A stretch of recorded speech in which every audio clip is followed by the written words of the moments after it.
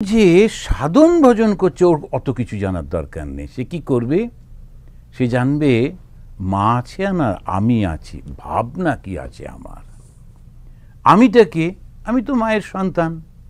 আর ভগবানকে আমার মা, এত ভয় পাবার কি হলো? এখন আমি যদি ভুল ভ্রান্তি করি মা ঠিক দেখে নেবে, হয়তো একটা দুটো চটচাপাটি দেবে, আচ্ছা বেশ একটু কাঁদলাম তাহলে হয়ে গেল, কি আর এমন হয়েছে। আমি ওই যে ভাবটা হচ্ছে তখন আর কোনো কিছু ভয় থাকে না।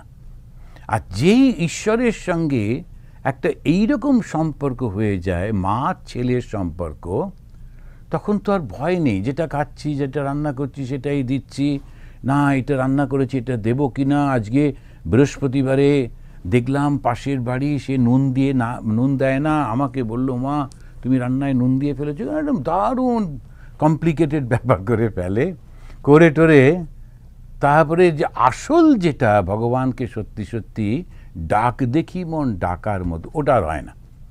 সেজন্য ওই পাণ্ডিত্য এটা ওটার মধ্যে ঠাকুর বলছেন ওটা তোমার দরকার নেই, একটা সোজা সরলভাবে চলো। যিনি আচার্য তার পাঁচটা জানা দরকার।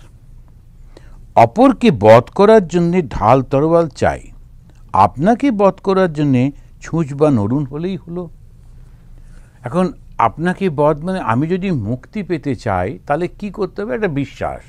কি বিশ্বাস? ঈশ্বর আছেন, এবং ঈশ্বর আমার মা, আমার বাবা, ঈশ্বর আমার ভীষণ কাছের, তার থেকেই আমি সৃষ্টি, তিনি আমার স্রষ্টা। তো তাকে আমি এত ভয় পেতে যাব কেন? ঠাকুরও বলছেন যে তোমরা এত ধন্যবাদ করো কেন? বাবা মা খেতে দেবে না তো কে খেতে দেবে? O Lord, you have given our daily bread, বলে রোজ দন, থ্যাংক ইউ করার কি আছে? তবে এরা একটুখানি বেশি করে, সব কিছুতে একটু থ্যাংক ইউ। আমাদের দেশে থ্যাংক ইউ অতটা তো আমরা করি না। তো দেবে না কেন? একটা লোক হাতে ঘড়ি পরে যাচ্ছে, আর একজন জিজ্ঞেস করলো যে দাদা কটা বাজে? তা লোকটা ঘড়িটা বললো, ও আচ্ছা বেশ, চলে গেল। এদেশে ওটা তো প্রথমত জিজ্ঞেস করার প্রশ্নই তো নেই, আর যদি বা প্রশ্ন করলো তখন সেই will you please, can you please এসব বলে টলে জিজ্ঞেস করবে। আর সে যখন বললো oh thank you and I profusely thank you for cooperation, এইসব অনেক রকম বলবে। কেন? সত্যি সত্যি মনের মধ্যে এগুলো নেই, ঠোঁটে। আমাদের হচ্ছে আর ঘড়িটা পড়েছো তো সময় বলবার জন্যে, আমার সময় জানার দরকার, জিজ্ঞেস করলাম তুমিও বললে, কি আর এমন হলো? এই একটা সরল ভাব থেকেও এই অ্যাপ্রোচটা ভগবানের দিকে। তো সেই জন্যই উনি বলছেন যে যারা আচার্য হবে, যারা শিক্ষা দেবে, নানান রকম প্রশ্ন করবে, নানান রকম ডিবেটের মধ্যে বসতে হবে, যেতে হবে, ওরা বসে করুক টরুক, ওরা ওদের দরকার ওগুলো।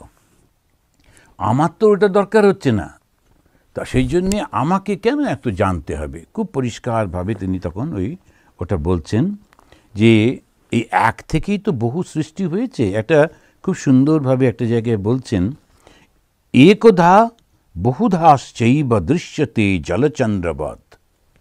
এখন এই যে জগৎটার সৃষ্টি হয়েছে, যে এক থেকেই আবার বহু, এই দুটো কীভাবে সৃষ্টি হলো? জলচন্দ্রবৎ। চাঁদ উঠেছে, তার ওই যে রিফ্লেকশনটা জলের ওপর পড়েছে, এই একটা চন্দ্রকে বহু চন্দ্র দেখাচ্ছে। তাহলে আমরা কে? ওই রিফ্লেকশনটা। চাঁদ হচ্ছেন সেই ঈশ্বর, এবং তার থেকে অনেক অনেক দেখাচ্ছে। কার উপরে? ওই জলের উপরে দেখাচ্ছে। তো জলের এক একটা বিন্দুতে, এক একটা সর্বত্র ছোট্ট ছোট্ট ঢেউ, ওগুলো যেন অনেক অনেক চাঁদ। আসল চাঁদটা তো ওইটাই। সেই জন্যে যখন এই জগতের এই সৃষ্টিটা ভেঙে যায়, তখন এত ভেঙে পড়ার কোনো কিছু নেই, যেন একদম শেষ হয়ে গেল এরকম কিছু ভাবার কারণ নেই। ওই যে প্রচণ্ড একটা ইমোশন, সেটার থেকে নিজেকে একটু সরিয়ে রেখে যদি চলি, তখন দেখা যাবে না এতটা কষ্ট পাবার মতো, মাথা খারাপ করবার মতো কিছু নেই। মনটা তখন শান্ত হয়, একাগ্র হয়, একদিকে চলে। তো জায়গায় জায়গায় প্রতিবিম্ব হচ্ছে। মায়া মাত্রমিমাম দ্বৈতম অদ্বৈতম পরমার্থতঃ। আবার মান্ডুক্য কারিকাতে খুব পরিষ্কার করে বলছেন যে মায়া মাত্রম ইবম দ্বৈতম, এই যে দ্বৈতটা দেখছো, দ্বৈ মানে দুটো, তো সেটা কীরকম? অদ্বৈতম পরমার্থতঃ। আসলে পরমার্থতঃ, সত্যি সত্যি এটা এক, এটা দুই নেই। ঠাকুরের সেই দেখবেন আবার এই কথামৃত্যুর মধ্যেই আসবে, ঠাকুর এক জায়গায় বলছেন যে একজন এসে রাজাকে বলছে, দুটো আঙুল দেখালো, রাজা এটা কটা? রাজা বলল 2, তারপরে বো বো করে হাতটা ঘোরাচ্ছে। খানিকক্ষণ পরে জিজ্ঞেস করছে এটা কটা? ওই দুটো আঙুল তখন এক মনে হচ্ছে, খুব জোরে যদি ঘোরাতে পারা যায় 2 তখন এক মনে হচ্ছে। তো কিসের জন্যে 2? আসলে তো ওটা এক, কিন্তু ওই মায়ার কারণে, মায়া মাত্রম ইদম, মায়ার কারণে এই তাকে দ্বৈত মনে হচ্ছে। এই যে জগৎটা দুটো দুটো করে মনে হচ্ছে, যে ঈশ্বর আলাদা, আমি আলাদা, ও আলাদা, এই আলাদা, এই যে এত সমস্ত মনে হচ্ছে, দ্বৈত মানে বহু, দ্বৈত মানে একের থেকে বেশি। তো সেই জন্যে তখন ওখানে ওই মান্ডুক্য কারিকায় পরিষ্কার করে এটা বলে দিচ্ছেন। তা শ্বেতশ্বতর উপনিষদেও বলছেন একদেব সর্বভূতেষু গূঢ়ঃ, একজনই তিনি, সবার মধ্যে তিনি রয়েছেন। এই একের দিকেই আমাদেরকে টেনে নিয়ে যাচ্ছে, এক ছাড়া গতি নেই। তো ঠাকুর এইটা বলবার পর তিনি বলছেন আমি কে, এইটি খুঁজতে গেলে তাকেই পাওয়া যায়। আমি যখন নিজেকে খুঁজছি, এই খুঁজতে গেলে ভগবানকেই পাচ্ছি। আমি কে? তখন এগুলো সব এই যে বিচারের কথাগুলো বলে উনি শুধু একটা হিন্টস দিয়ে দিচ্ছেন। তা সেখানে বলতে গিয়ে বলছেন তাকেই পাওয়া যায়। তখন আমাদের যে ধর্মটা, যে সনাতন ধর্ম বা হিন্দু ধর্ম, এখানে তো কেউ স্রষ্টা নেই। এটা বিচার বিবেচনা করে, নানা রকম গবেষণা করে, চিন্তা ভাবনা করতে করতে ওইখানটাতে পৌঁছেছে। আর সেখানে উনি বলছেন যে এই যে আমাদের শরীরটা দেখছি, তখন এটাকে বললেন এটা হচ্ছে 5টা পরপর ভাগ আছে, 5টা এর গ্রুপ আছে। কীরকম? অন্নময়া, প্রাণময়া, মনোময়া, বিজ্ঞানময়া, আনন্দময়া, বিলক্ষণ চৈতন্য। এখন যে চেতনাটা রয়েছে সেটা কোথায় রয়েছে? সেটা এই 5টা যে পোশাক পরা রয়েছে তার পেছনে। তা প্রথমেই বলল এই যে মোটা শরীরটা অন্নময়া কোষা, যেটা খাদ্য আর পানীয় না হলে থাকে না। তারপরে এরম করতে করতে করতে আনন্দময়া কোষা, তারপরে গিয়ে বিলক্ষণ আত্মা। সেই জীবাত্মাটাতে আমরা দেখতে পাচ্ছি, জীবাত্মার কাছে পৌঁছতে পাচ্ছি শুধু এই করতে করতে করতে করতে গিয়ে 5টার পরে। দেখুন কীরমভাবে ব্যাখ্যা করে যাচ্ছে, কীরম বিচার করে যাচ্ছে। তারপরে বলতেন আচ্ছা আত্মা যে আছে বলছো, আত্মাকে তো দেখা যায় না, ছোঁয়া যায় না, গন্ধ পাওয়া যায় না, তো এটা তাহলে কি করে প্রমাণ হবে? এমনি আন্দাজে কেন বলে যাচ্ছ? বলছে আন্দাজ কোথায়? এবারে তারা বললেন, তখন সঙ্গে সঙ্গে বলছেন যে দেখো তুমি তো এখন জেগে আছো, এখন তোমার শরীর আর মন এই সবগুলো নিয়ে কাজ করছে। তো এটাকে বললো জাগ্রত অবস্থা, ওটা আমরা সবাই বুঝি, জেগে আছি। তারপরে বলল তোমার স্বপ্ন অবস্থা, ওটাও আমরা সবাই বুঝি, এ করে ঘুমিয়ে পড়লাম কিন্তু স্বপ্ন দেখছি। এখন যখন ঘুমিয়ে পড়েছি তখন কি হলো? শরীরটা তখন আর কাজ করছে না, কিন্তু মনটা কাজ করছে। মনের মধ্যে আবার একটা শরীর গড়ে উঠেছে, আর সেই শরীর শুধু না, পুরো জগৎ গড়ে তুলেছি। এই আমার বন্ধু, আমার শত্রু, এর সঙ্গে ভালো হলো, ওর সঙ্গে ঝগড়া হলো, তা এই হলো সেই হলো, চলা যাওয়া, কথা বলা, যেমন আমি শরীর থাকা অবস্থায় যেমন করি, শরীর না থাকা অবস্থাতেও করে চলেছি, শুধু মন দিয়ে, ওই স্বপ্ন অবস্থা।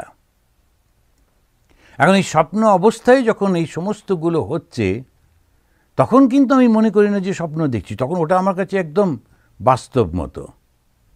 এই অবস্থাটা আমরা জানি, কিন্তু এর ঠিক ওপরে আর একটা অবস্থা আছে, ওটাকে যাই কিন্তু জানি না। তো সেটা কীরকম? তাকে বলে সুষুপ্তি অবস্থা। তো জাগ্রত, স্বপ্ন আর সুষুপ্তি। এই সুষুপ্তি অবস্থায় গেলে তখন মনটাও আর কাজ করে না, কেন? তখন স্বপ্ন দেখা যায় না। ওই ফিরে এসে বলি আজকে খুব ভালো ঘুম হয়েছে, বড় একদম শরীরটা ঝরঝরে হয়ে গেছে, মনটাও খুব ভালো লাগছে। তা সুষুপ্তি থেকে ফিরে আসছে। এটা একদিন না, রোজ হয়, একটু সময়ের জন্য হলেও হয়।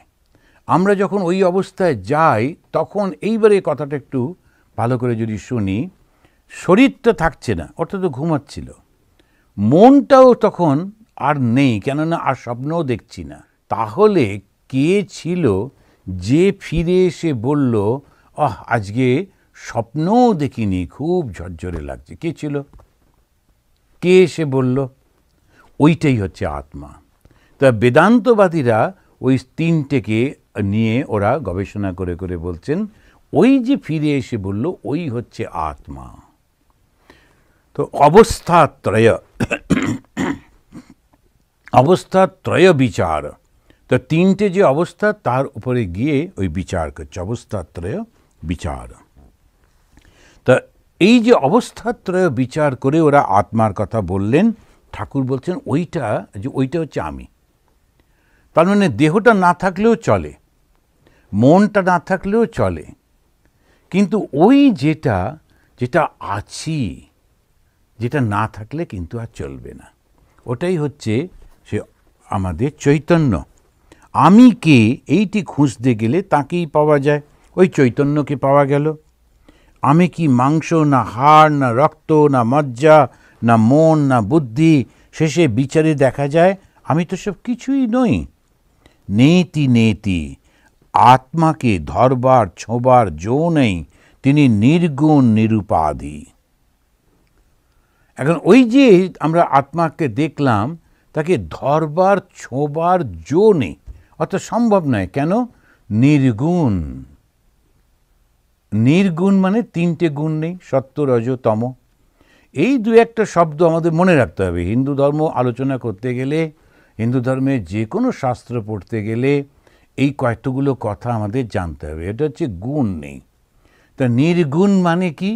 যার সত্য রজ তম। এখানে সত্য রজ তম এই তিনটে গুণের কথা বলা হচ্ছে। তো এই সত্য রজ তম ভালো আর মন্দ, ভালো মন্দের মিক্সড, এটা মনে করেই হবে। তা সত্য খুব ভালো, তম একেবারে খারাপ, আর দুটোর মিক্সচার রজ। তো সত্য রজ তম এই তিনটে গুণ কিন্তু নেই। নিরুপাধি, তার কোনো উপাধি নেই। উপাধি মানে কি? আমি পুরুষ, আমি নারী, আমি শিক্ষিত, আমি অশিক্ষিত, আমার শরীর আছে, আমার এই সমস্ত কোনো কিছু নেই, কোনো উপাধিই নেই। এগুলো সমস্ত উপাধির উপরে ওই নানান রকমের চাপিয়ে যাচ্ছে।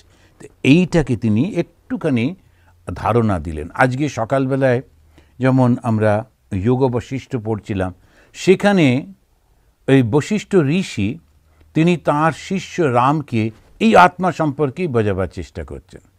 ওখানেও কিন্তু উনি বলছেন, ওই প্রথম একেবারে ওই 6 নম্বর অধ্যায়ের প্রথম যে শ্লোকটা, তাতেই তিনি বলছেন আমি এই নই, এই নই, এই নই, এই নই, নেতি নেতি নেতি নেতি। আমি শুদ্ধ। শুদ্ধ মানে জগতের কোনো কিছুর সঙ্গে আমার সম্পর্ক নেই। শুদ্ধতা আর অশুদ্ধতা কি করে বুঝবো? শুদ্ধতা মানে যে আমি নোংরা মারাইনি, আমি এরকম ওরকম না। ওই শুদ্ধতা হচ্ছে একদম সাধারণ শারীরিক ব্যাপার। কিন্তু এই শুদ্ধতা মানে হচ্ছে জগতের কোনো কিছুর সঙ্গে আমার সম্পর্ক নেই, ওইটাই শুদ্ধ। আমার মধ্যে কোনো অহংকারই নেই। যার অহংকার নেই সে সম্পূর্ণ শুদ্ধ। তা আমরা যে শুদ্ধ, এই আমরা শুদ্ধ, তোরা অশুদ্ধ, আমার মন্দিরে আসবি না বলে কিছু কিছু লোক একটু মাথা টাটা ন্যাড়া করে একটু টিকা রেখেছে, টিকি, আর ওই এটা পইতে পড়েছে, পড়ে বিরাট লাফালাফি, আমি শুদ্ধ, তুই অশুদ্ধ, আসবি না। ওই লোকটা শরীরের মধ্যে সমস্ত অশুদ্ধতা রয়েছে, তো ও আবার কোথায় শুদ্ধ হলো? তো অহংকারই হচ্ছে অশুদ্ধ। যতক্ষণ অহংকার রয়েছে, তার মানে আমি রয়েছি, আমি মানেই বাসনা রয়েছে, এটা নেবো, সেটা খাবো, ওই জগতের এই চাই, নাম চাই, যশ চাই, সমস্ত কিছু রয়েছে, তুমি কোথায় শুদ্ধ হলে? তো এই যে যখন বলা হচ্ছে আধ্যাত্মিক জগতে শুদ্ধ আর অশুদ্ধ, তো অশুদ্ধ হচ্ছে অহংকার, আর এই অহংকারটার সঙ্গে সংযুক্ত হয়ে যাচ্ছে জগতের নানান রকম চাওয়া, সেই জন্যই হচ্ছে অশুদ্ধ। আর শুদ্ধকে যখন অহংকার নেই, যখন শুধু ঈশ্বর রয়েছেন, যখন শুধু আনন্দ রয়েছে, তো এইগুলো একটু বুঝতে পারলেই হিন্দু ধর্মটাকে বুঝতে খুব সুবিধে হয়ে যায়। তো আমরা এইটাকেই তিনি বলছেন, তিনি নির্গুণ নিরুপাধি, ওই জন্য তাকে অত সহজে ধরতে পারা যায় না। এখানে মৃত্যুর পর আবার জন্মাবো কারণ কর্মবীজ রয়েছে, একটা জায়গায় বলছেন। জীব ব্রহ্ম এক হয়ে যায়, কলসির জল পুকুরের জল এক হয়ে যায় ইত্যাদি। এগুলো আমি একটু নোট করে করে রেখেছিলাম যে এটা বোঝাবার জন্যে যে কেমন করে আমরা যখন ওই যে এসছি তো ওই ব্রহ্ম থেকেই, তা কী করে তখন ঠাকুর বলছেন এই যে অহংকারটা আমাদের কি করে একটু আলাদা করে রাখে, সব কিছুই তো ব্রহ্ম, তা তার সঙ্গে কি করে আমি আলাদা হলাম?